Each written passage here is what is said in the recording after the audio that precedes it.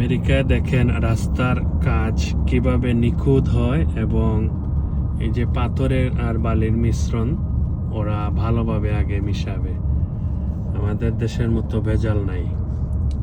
এই যে শক্ত শক্ত পাথরের গুঁড়াগুলো আসছে এইদিকে, এই যে এগুলা দিয়া আগে রোডে সেট আপ করবে পাথর দিয়ে, স্ট্রং পাথর। এই যে আরেকটা নুড়ি পাথরের গুঁড়া, এগুলা দিয়া নিচে আগে সেট করবে, এরপরে হেভি কাজ হবে। আমাদের দেশে তো এগুলা 2 নম্বরই হয়ে যায়, এরপরে বৃষ্টি দিলে চলে যায়।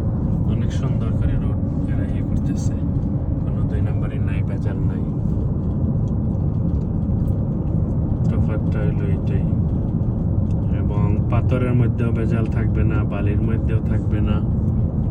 ওরা কাজটা নিখুঁত ভাবে করবে, যার যেটা দায়িত্ব ওইটাই করে নেবে। বেসিকলি এই যে কনস্ট্রাকশনের কাজ, এই যে এদিকে রাস্তা এক্সটেন্ডেড করতেছে, এই যে কোনো 2 নম্বরই নাই। ভালো লাগলো তাই শেয়ার করলাম। Thank you guys, thank you for watching.